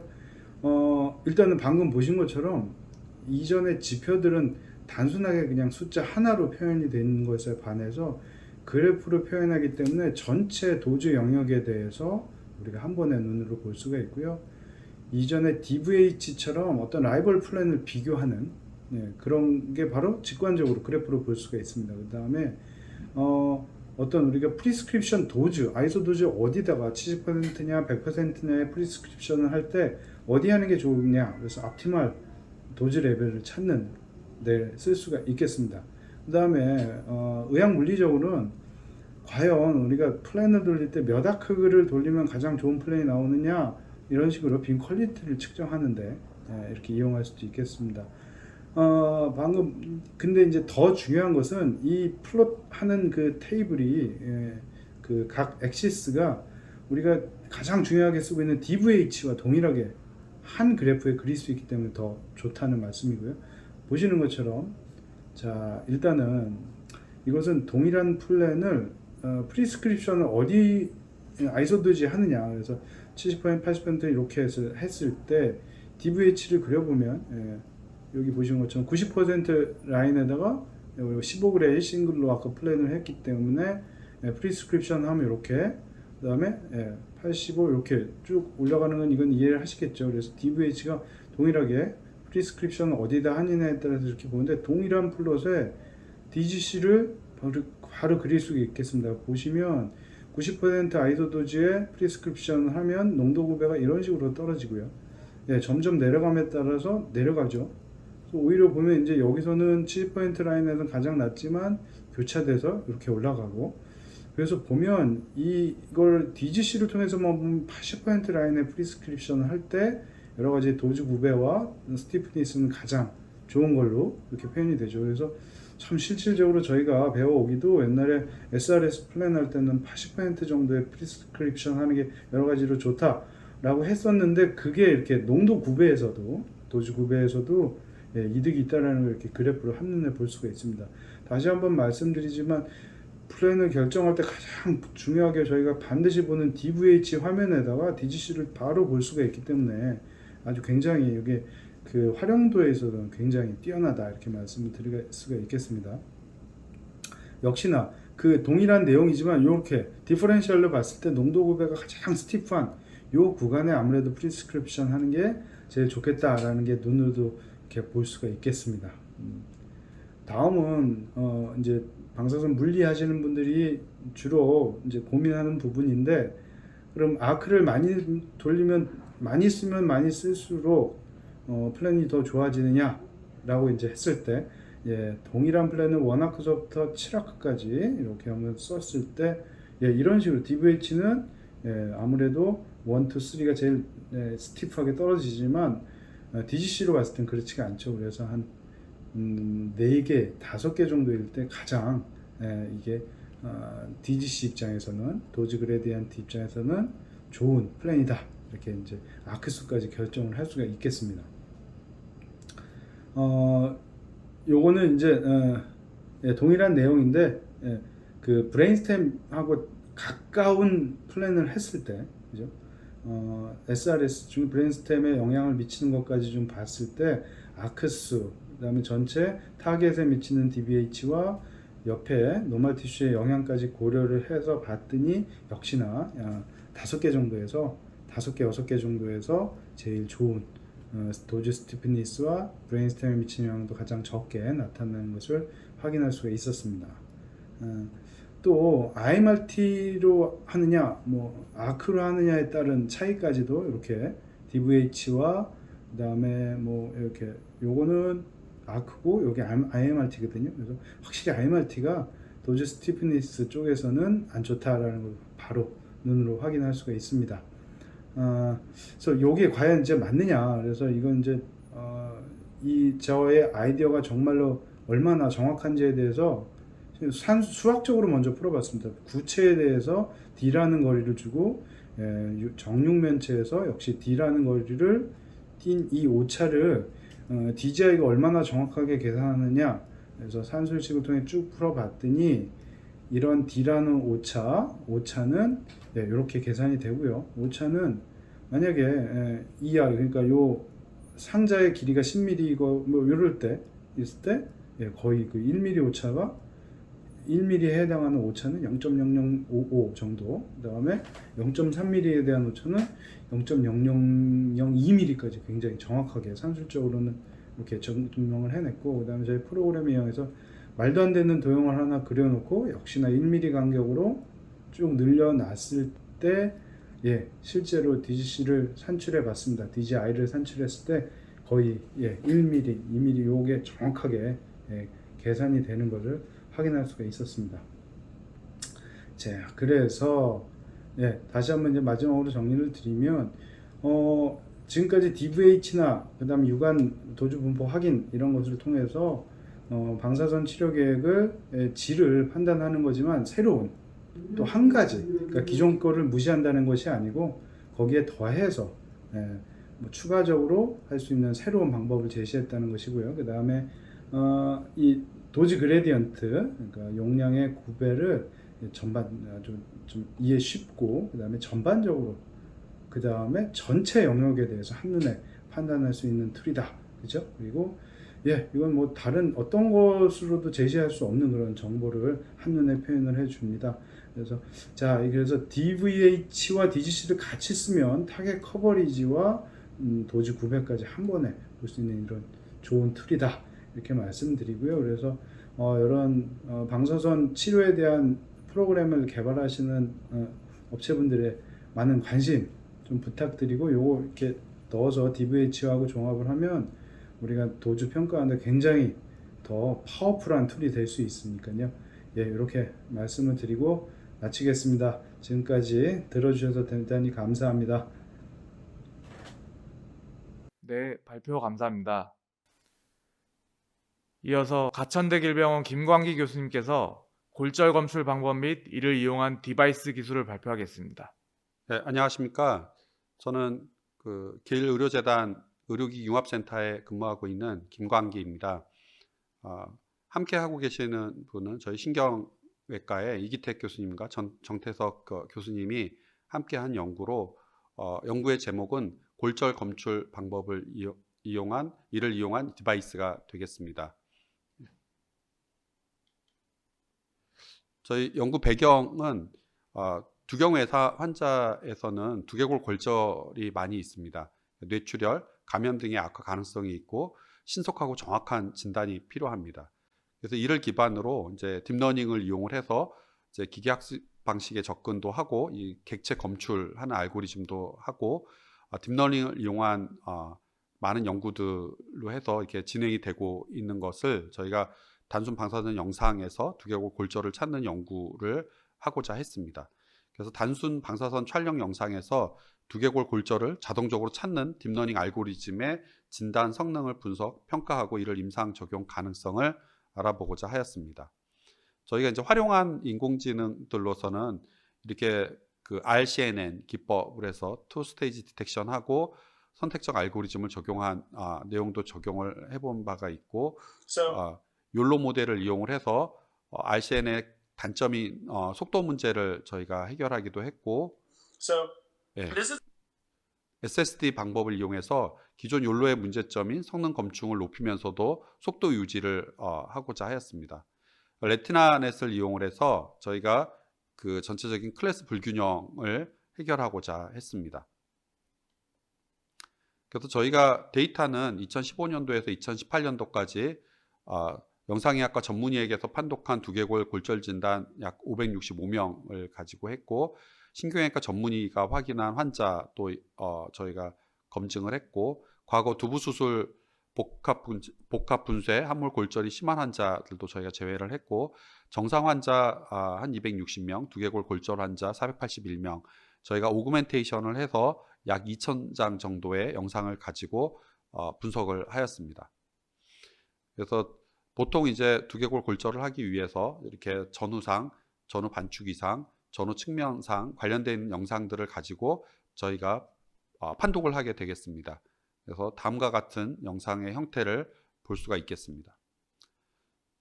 데이터는 그 전문의 선생님들이 이미지 J라고 하는 소프트웨어를 가지고 영역을 저렇게 렉탱글 ROI로 해서 표시를 해 주었습니다. 그 오른쪽 그림에 보는 바와 같이 이미지 J2를 이용을 해서 영역을 표시한 것을 볼 수가 있겠습니다. 그래서 딥러닝 모델은 저희가 이제 앞에 여러 인공지능 모델과 함께 레티나넷을 사용을 했고, 여기에서 레스넷 50, 101, 152 모델을 저희가 사용을 했습니다. 다음과 같이 피처 피라미드 넷을 구성을 하고 여러 가지 서브셋을 구성을 해서 오른쪽에 있는 여러 가지 맵을 저희가 구현한 것을 볼 수가 있겠습니다. 저희가 진단 성능 평가를 활용하기 위해서 웹 프리시전, 리콜레이트, 평균 정밀도 등을 아래와 같이 사용을 하였습니다. 저희가 사용한 IOU는 밑에 이제 다양하게 접근해서 0.1, 0.3, 0.5, 0.9 정도로 해서 여러 가지 데이터들을 구성을 했습니다. 그래서 프리시전 리콜 커브들에 관련돼서 IOU 대비 옆에 결과들을 볼 수가 있습니다. 원래 이제 프랙처 검출하는 것들이 어렵기 때문에 레스넷 152 모델에서 역시 가장 좋은 성과가 있지만 IOU 10에서는 한 72%, 50%는 0.36으로 이제 비교적 낮지만 10%에서는 굉장히 높은, 그래도 상대적으로 결과를 얻을 수가 있었습니다. 저희가 10크로스 밸리데이션을 다음과 같이 수행했을 때 전체적으로 다음과 같은 결과들을 낼 수가 있겠습니다. 여기서도 IOU 0.1에서 한 76%의 결과가 낸 것을 볼 수가 있겠습니다. 트루 포지티브하고 네거티브에서는 다음과 같이 결과를 볼 수가 있겠습니다. 그래서 각각의 AP 뷰와 그 톤 뷰, 보스 레터럴 뷰에서 다음과 같이 결과가 나왔고, 주로 폴스 포지티브는 작고 있고 폴스 네거티브가 아직까지는 조금 더 많은 결과들이 있는 것을 볼 수가 있겠습니다. 이 검출에서 이제 트루 포지티브, 폴스 포지티브, 폴스 네거티브들이 있는데, 트루 포지티브에서는 다음과 같이 녹색이 실제로 전문의들이 표시한 영역이고 빨간색이 검출한 영역인데, 처음처럼 이렇게 영역이 잡힌 결과들을 잘 잡는 트루 포지티브 케이스가 있을 수 있고, 두 번째, 세 번째처럼 폴스 포지티브나 폴스 네거티브에 있는 케이스가 잡히는 것도 있습니다. 그래서 각각의 결과가 그 다음과 같이 표시가 되어 있고, 트루 포지티브는 AP 뷰에서 역시 가장 높은 결과가 보여지고 있고, 톤 뷰에서 가장 그래도 낮은 결과들이 있는 것을 볼 수가 있겠습니다. 그 다음 결과에서도 AP 뷰에서 좀 낮은 결과를 보이고, 레터럴 뷰에서 보였을 때 이제 가장 높은 폴스 포지티브 결과를 보이고 있고, 폴스 네거티브에서는 AP 뷰에서 조금 더 높은 결과가 보이고 있고, 보스 레터럴 뷰에서 좀 낮은 결과가 보이고 있는 것을 볼 수가 있겠습니다. 전체적으로 디텍티브 오브젝트 한 거는 폴스 포지티브에서도 디텍티브 오브젝트 한 거가 이제 보스 레터럴 뷰에서 한 8케이스로 해서 높게 나타나 있고, 그 수처 라인에서는 한 2개 정도가 검출이 된 것을 볼 수가 있겠습니다. 다음과 같이 검출된 예를 볼 수가 있겠습니다. 그래서 ROI 마스킹 한 영역에서 폴스 네거티브 케이스가 좀 있던 것들이 가장 높은 게 역시 수처 라인에서 제일 어려운 케이스가 있었습니다. 각각 여기서 본 것처럼 APU, 톤뷰, 보스 레터럴 뷰에서 가장 좀 높은 케이스가 있는 것으로 향후 앞으로 도전적인 결과들을 저희가 얻어야 될 것 같습니다. 다음과 같이 영역에서 일부 이제 컴퓨터가 놓친 영역들을 볼 수가 있겠습니다. 예, 다음과 같이 영역에서 이제 놓친 케이스들을 좀 볼 수가 있겠습니다. 네, 이러한 프랙처 관련된 케이스들은 저희가 여러 분야에서 지금 활발하게 연구가 되는 것을 볼 수가 있겠습니다. 체스트 분야에서도 있고 저희가 손뼈에서도 저렇게 프랙처 케이스들을 얻을 수가 있고 척추에서도 이런 연구들이 다양하게 진행되는 것을 볼 수가 있습니다. 또한 그 CT에서도 이제 이런 것들을 연구하고 있는 결과들이 소개가 되는 걸 볼 수가 있습니다. 근데 CT에서는 비용적인 문제라든가 보험적인 문제라든가 이제 이런 문제가 있기 때문에 연구를 하는 것은 의미가 있으나 실제적으로 환자한테 도움이 되는 연구는 엑스레이에서 하는 것이 맞다고 할 수 있겠습니다. 저희가 이제 IOU 값에 따라서 검출한 결과들을 이제 예를 다음과 같이 볼 수가 있겠습니다. 폴스 포지티브 결과들이 이게 베스큘라 그루브에서 한 62%가 더 폴스 포지티브가 검출이 됐고 수처 라인에서 한 38% 정도의 결과가 있었습니다. 폴스 네거티브는 이제 못 찾은 케이스인데 이제 이런 케이스들은 수처 라인에서 앞에도 설명한 것과 같이 가장 많은 케이스가 있었고 베스큘라 그룹이나 오빗에서도 약 15%와 13%의 그 결과가 있었습니다. 그래서 임상적 적용으로는 두부 그 외상 환자에서 신속성과 정확성이 있다고 볼 수가 있고 촬영 후 바로 알고리즘에 의해서 1차 판독이 되고 여기서 민감도 같은 것들을 더 높여서 1차 선별하는 데 쓸 수가 있고 전문의가 그 더블리드 이중 판독을 할 수 있음으로써 환자에게 좀 더 안전한 정보를 줄 수 있다고 볼 수가 있겠습니다. 앞에서 얘기한 것처럼 본 연구는 이제 후향적 연구로 좀 되어 있었고 수처 이 프랙처에 대한 케이스가 이제 기존의 브레인에서 있던 라인들이랑 비슷한 케이스가 많아서 데이터 수가 좀 더 많이 필요합니다. 사람과의 성능 비교가 이제 신경외과, 영상의학과, 응급의학과 등 다양한 곳에서 이제 보는 것들과 비교해서 좀 더 데이터에 대한 구축이 필요할 것 같습니다. 결론입니다. 단순 방사선 영상에서 딥러닝을 이용한 두개골 골절 자동화 진단에 대한 가능성을 보여준 첫 연구라고 할 수 있겠습니다. 의료진의 판단과 더해져 두부 외상 환자의 치료 결정에 있어 지금보다 훨씬 뛰어난 결과를 보여줄 수 있을 것 같습니다. 데이터 축적에 의한 알고리즘 성능이 향상을 기대할 수가 있겠습니다. 향후 딥러닝을 이용한 다양한 그 분야의 활용 가능성이 있다고 할 수 있겠습니다. 예, 이상입니다. 감사합니다. 예. 네, 발표 잘 들었습니다. 다음은 아주대 의료원 최준영 교수님께서 자가기립 경사훈련을 위한 장치 및 방법을 발표하겠습니다. 안녕하세요. 자가기립 경사훈련을 위한 장치 및 방법에 대해 발표할 아주대학교 의과대학 뇌과학교실 최준영입니다.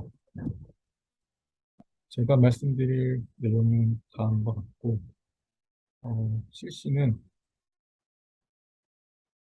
뇌로 가는 혈류가 순간적으로 떨어지면서 의식에 소실이 생기는 증상입니다. 제일 대표적인 게 코로나 백신 후에 실신을 일으켰던 간호사의 인터뷰가 언론에 나오면서 상당한 유명세를 탔습니다. 대략 전 인구의 한 10% 정도가 살아가면서 실신을 겪게 되고 대개는 20살 전후에 처음 실신을 겪는 경우가 많고 나이가 들수록 다시 증가하는 경향을 보입니다. 실신이 의심이 되고 특히나 위주신경성 실신이 의심이 되면 기립경사 검사를 해서 위주신경성 실신의 여부를 판단을 하게 됩니다.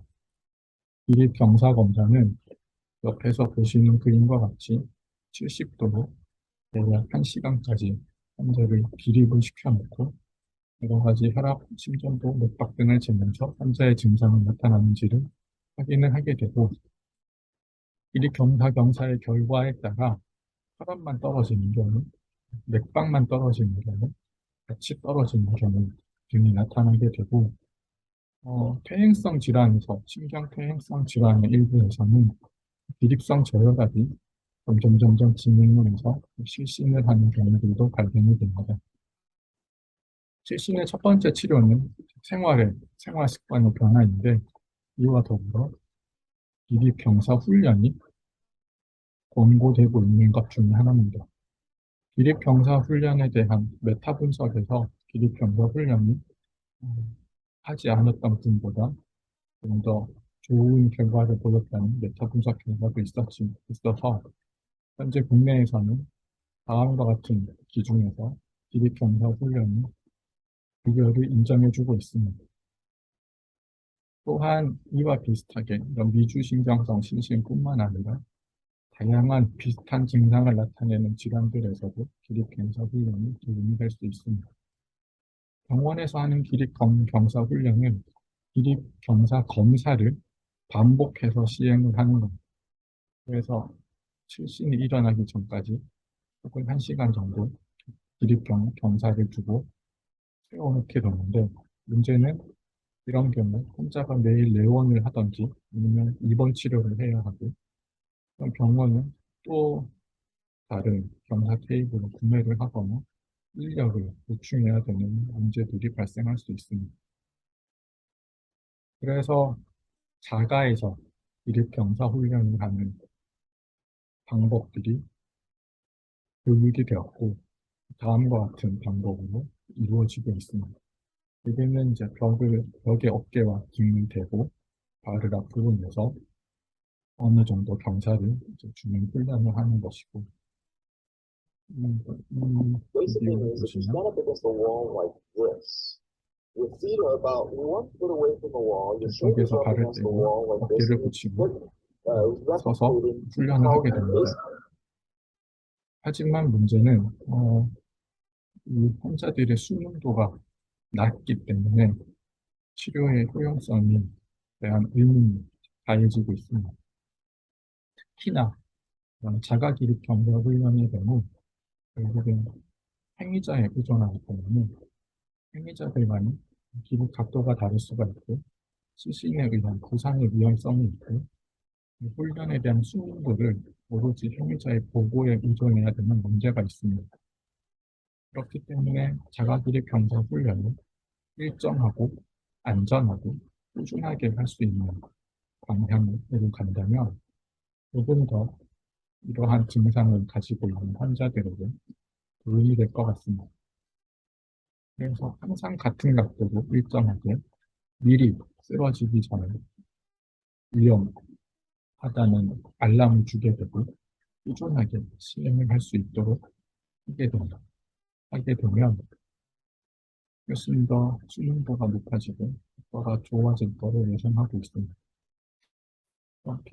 기립 경사도로 측정을 해서 환자에게 적정한 정확한 경사를 만들어주고, 생체 신호를 이용해서 실신이 발생하기 전에 주의를 주고 꾸준하게 설정된 목표를 독려할 수 있도록 하는 다음과 같은 기립 경사 훈련의 장치 및 장치를 고안하게 되었습니다. 1센서와 2센서에서 기립 경사 각도와 생체 신호를 바탕으로 알람을 주게 되고, 저장부와 제어부에서 이렇게 안전하고 꾸준하게 진행을 하도록 합니다. 이 센서는 주로 기립 각도와 관련해서 다이버 센서와 가속도 센서를 이용하게 되고, 이 센서는 정말로 실신을 하기 직전 단계들을 확인을 하는데, 일반적으로 사용하는 맥박과 심전부 외에도 가능하다면 뇌파와 뇌혈류 같은 센서까지도 보완적으로 사용을 할 수가 있습니다.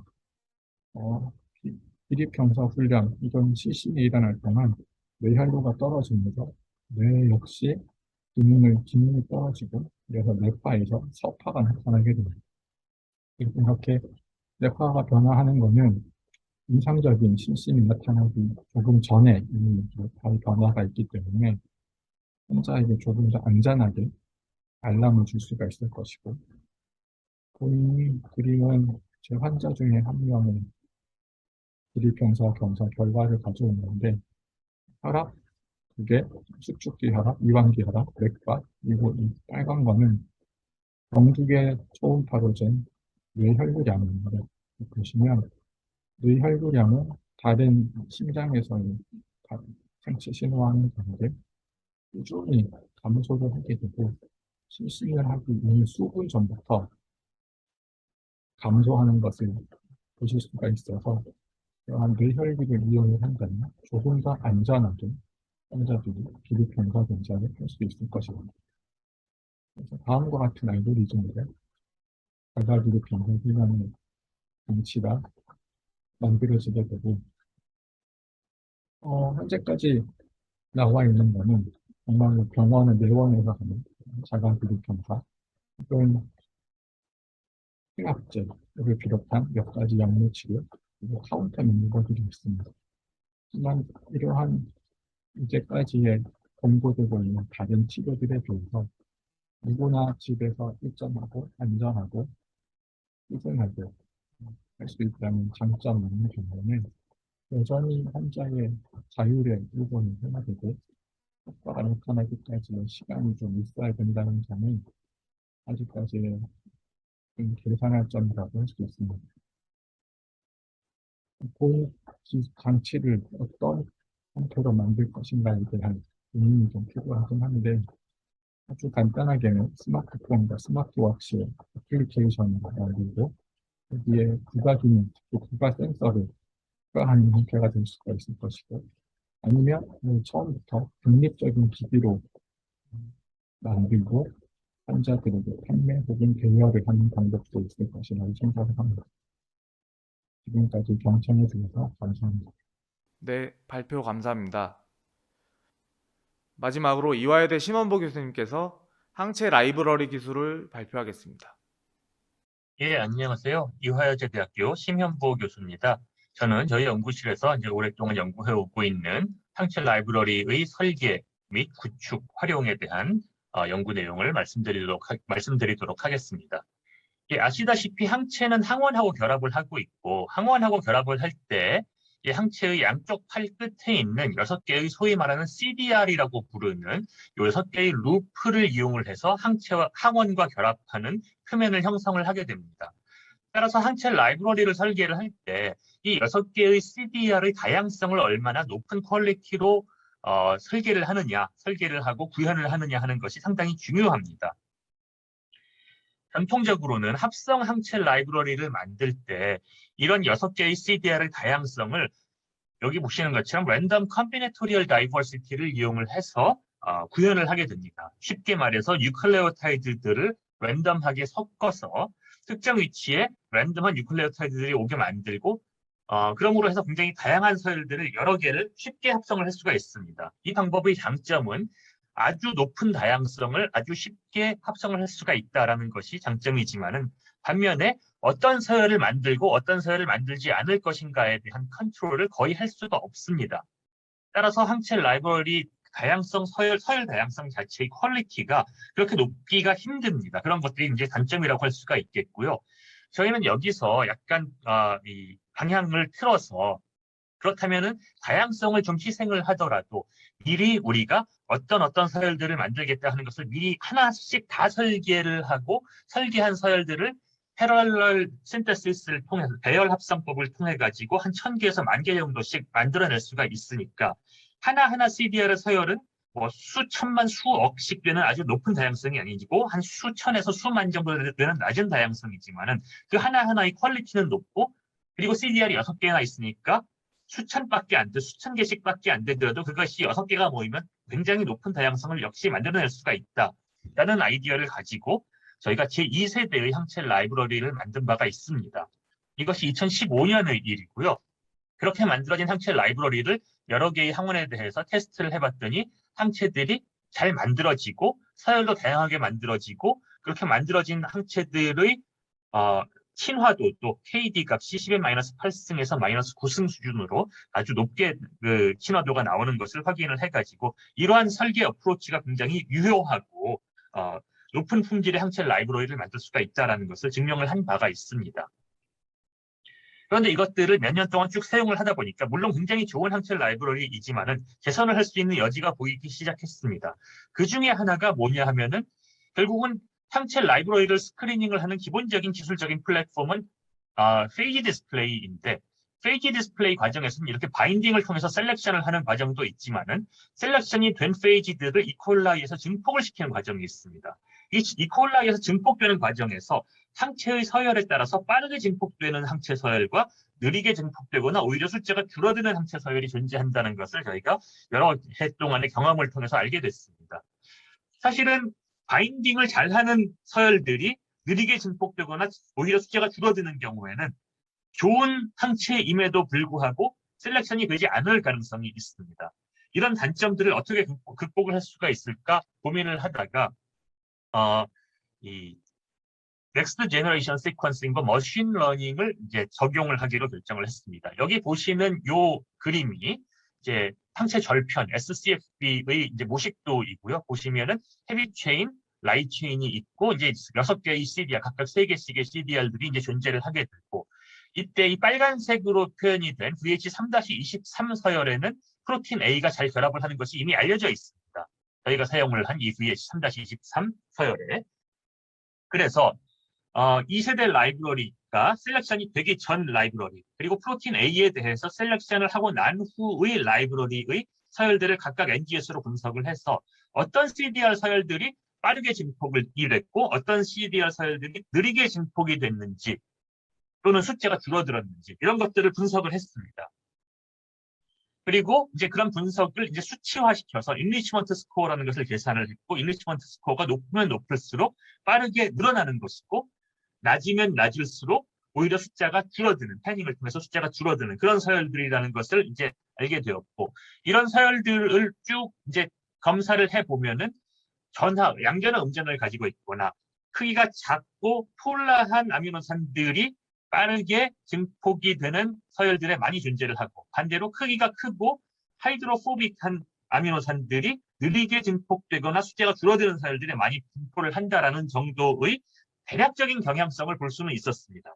그런데 이런 경향성을 어떻게 구체화시키거나 수치화시키거나 수식화시키기는 힘들었습니다. 그래서 저희는 이제 머신러닝을 응용을 하기로 했고요.